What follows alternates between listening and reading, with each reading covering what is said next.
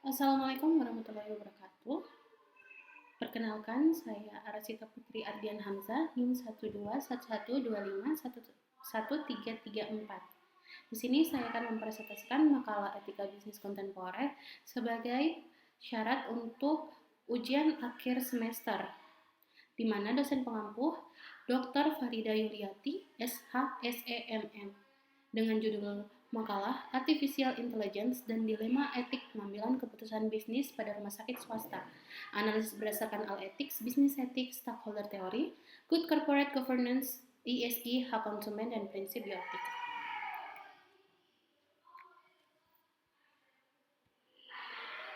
Latar belakang, rumah sakit swasta memanfaatkan AI untuk menentukan prioritas pasien, memprediksi lama rawat inap, dan merekomendasikan tindak medis. Namun, tanpa transparansi maupun audit AI beresiko melahirkan diskriminasi dan mengerus kepercayaan publik.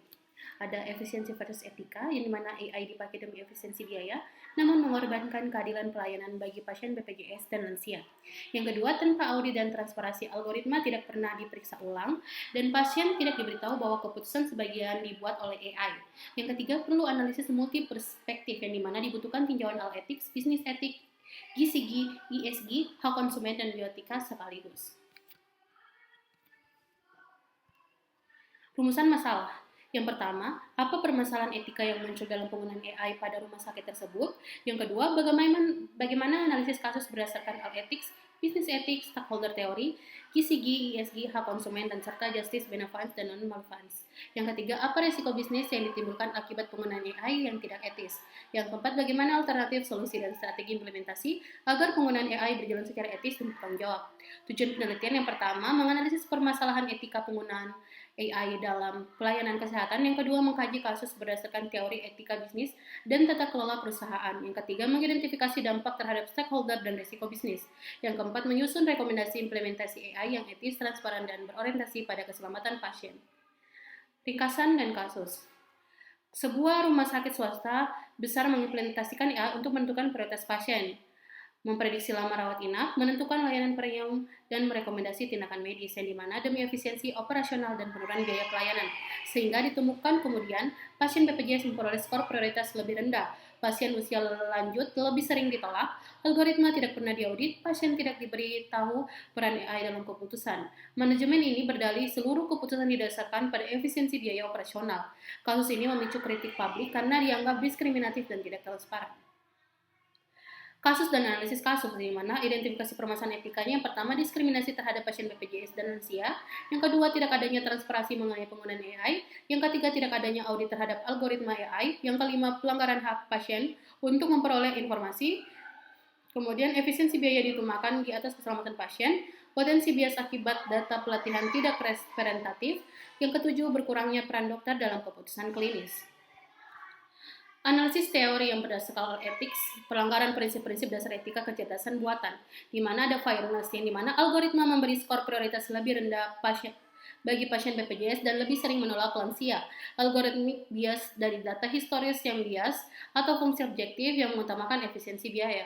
Yang kedua, transparency explainability, di mana rumah sakit tidak pernah menjelaskan kepada pasien bahwa keputusan sebagian besar dibuat oleh AI, melanggar hak pasien untuk tahu kapan dan bagaimana AI mempengaruhi hidup mereka. Kemudian accountability, yang dimana tidak adanya audit algoritma, berarti tidak ada mekanisme pertanggungjawaban atau bias yang muncul tidak pernah terdeteksi atau dikoreksi. Kemudian human oversight, di mana AI seharusnya bersifat decision support, bukan decision making. Di mana kasus ini menunjukkan minimnya human in the loop dalam konteks medis.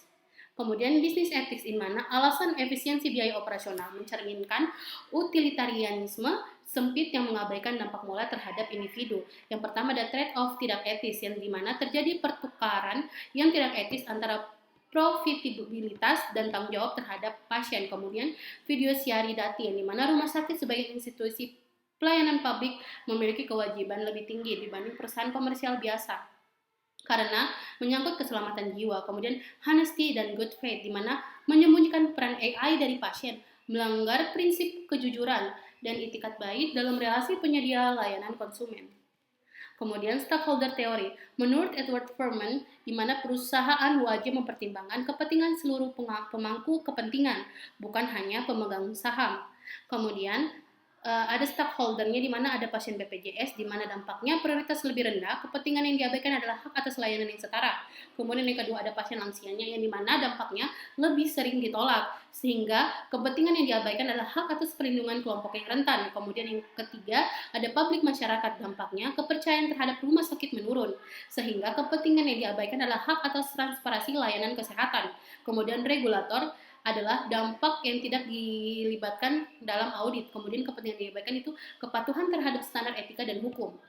Selanjutnya yang terakhir ada manajemen atau shareholder di mana dampaknya ini fokus pada efisiensi biaya saja sehingga tidak terjadi kepentingan yang diabaikan. Kemudian rumah sakit ini hanya mengutamakan kepentingan finansial internal, mengakibatkan kepentingan pasien dan masyarakat luas. Kegagalan penerapan stakeholder teori. Selanjutnya adalah Good Corporate Governance atau ESG.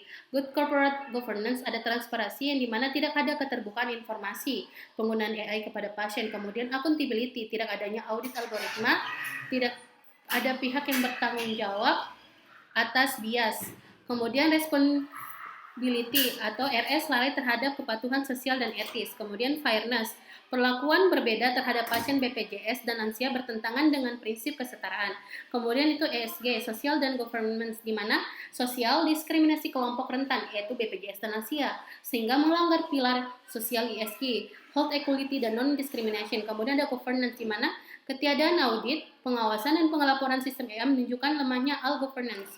Kemudian dampaknya bukan hanya reputasional, sehingga berpotensi menurunkan skor ESG di mata investor, mitra asuransi, dan regulator. Kemudian hak konsumen dan prinsip keadilan atau justice, di mana menurut Undang-Undang Nomor 8 Tahun 1999 tentang perlindungan konsumen dan kerangka keadilan John Rawls, hak atas informasi yang dimana dilanggar karena rumah sakit tidak mengungkap peran AI dalam keputusan layanan, hak atas informasi benar, jelas, dan jujur. Kemudian hak perlakuan adil yang dilanggar karena adanya diskriminasi skor prioritas terhadap pasien tertentu. Kemudian ada justice as fairness, di mana pihak paling rentan yaitu BPJS dan lansia seharusnya mendapatkan perlindungan lebih, bukan dilakukan diskriminasi. Selanjutnya ada keadilan distributif dan prosedural, di mana layanan seharusnya berbasis kebutuhan medis, proses algoritmik yang transparan, melanggar keadilan prosedural. Selanjutnya ada prinsip benevolence dan non-malevolence, di mana kedua prinsip ini merupakan pilar utama etika medis yang bersama otonomi dan keadilan. Di mana benevolence ini adalah berbuat baik atau memberi manfaat yang maksimal, di mana AI seharusnya digunakan untuk meningkatkan kualitas dan aksesibilitas layanan bagi semua pasien, bukan hanya mengoptimaliskan biaya bagi rumah sakit.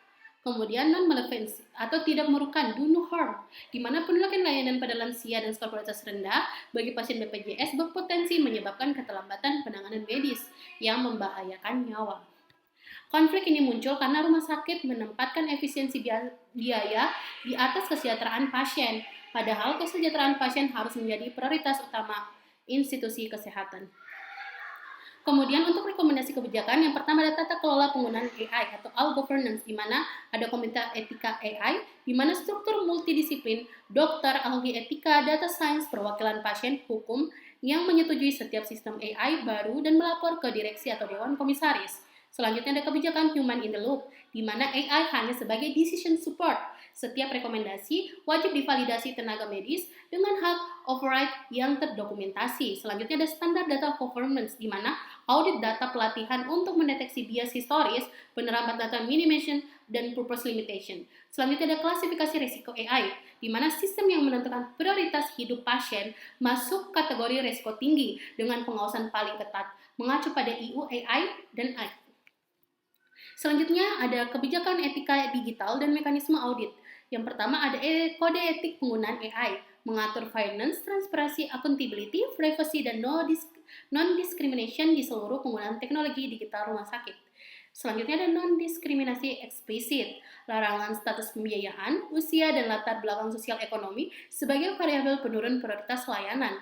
Selanjutnya ada audit berkala independen, di mana audit algoritma minimal setiap 6 bulan itu mengukur fairness, metrik, dan error rate per kelompok pasien. Selanjutnya ada audit trail dan pelaporan regulator, di mana setiap keputusan AI tercatat dan dapat ditelusuri. Hasil audit dilaporkan ke Kementerian Kesehatan dan lembaga pengawas. Kemudian perlindungan pasien dan komunikasi publik. Informed consent atas AI, pasien diberitahu secara eksplisit bila keputusan perawatan melibatkan AI dengan hak menolak untuk meminta evaluasi manual. Selanjutnya ada hak banding atau right to appeal, di mana pasien atau keluarga berhak mengajukan keberatan atas keputusan algoritma melalui unit pengaduan khusus.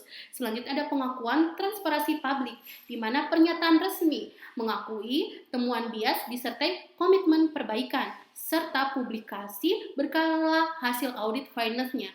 Kemudian dialog stakeholder dan edukasi pasien. Forum terbuka dengan pasien, BPJS Kesehatan, dan masyarakat sipil didukung dengan materi edukasi tentang penggunaan AI. Ringkasan kerangka implementasi. Area yang tata kelola, prioritas jangka pendeknya adalah bentuk komite AI. Prioritas jangka panjangnya, kita integrasikan human in the loop di semua sistem. Selanjutnya ada area etika digital, di mana ada prioritas jangka pendek, susunan kode etik AI. Kemudian prioritas jangka panjangnya, pelatihan rutin seluruh staff. Kemudian area audit, prioritas jangka pendeknya, audit fairness segera atau investigasi kasus ini. Selanjutnya, jangka panjangnya yaitu audit berkala 6 bulanan dan pelaporan regulator. Selanjutnya ada area perlindungan pasien. Prioritas jangka pendeknya, buka kanal pengaduan. Kemudian prioritas jangka panjangnya, informed consent AI jadi standar yang baku. Selanjutnya ada area komunikasi publik, di mana prioritas jangka pendeknya, klarifikasi dan permintaan maaf secara resmi. Selanjutnya prioritas jangka panjangnya, laporan transparansi tahunan. Kesimpulan, penerapan AI di rumah sakit berpotensi besar meningkatkan efisiensi dan kualitas layanan kesehatan, namun implementasinya wajib memperhatikan etika, hak pasien, dan tata kelola yang baik. Kasus ini menunjukkan diskriminasi terhadap pasien BPJS dan lansia, minimnya transparansi, tidak adanya audit algoritma, serta dominasi efisiensi biaya di atas keselamatan pasien, bertentangan dengan ethics, business ethics, stakeholder theory, GCG, ESG, hak konsumen, dan prinsip biotika. Tata kelola AI yang kuat, ada komite etik AI, audit algoritma secara berkala, kebijakan etika digital, perlindungan hak pasien, komunikasi publik transparan. Sebenarnya AI ini bisa sebagai alat pendukung keputusan yang aman, adil, dan dapat bertanggung jawab jika benar digunakan. Baik, terima kasih. Itulah tadi presentasi saya. Apabila ada salah kata dan kurangnya mohon dimaafkan. Wabillahi taufiq walhidayah. Wassalamualaikum warahmatullahi wabarakatuh.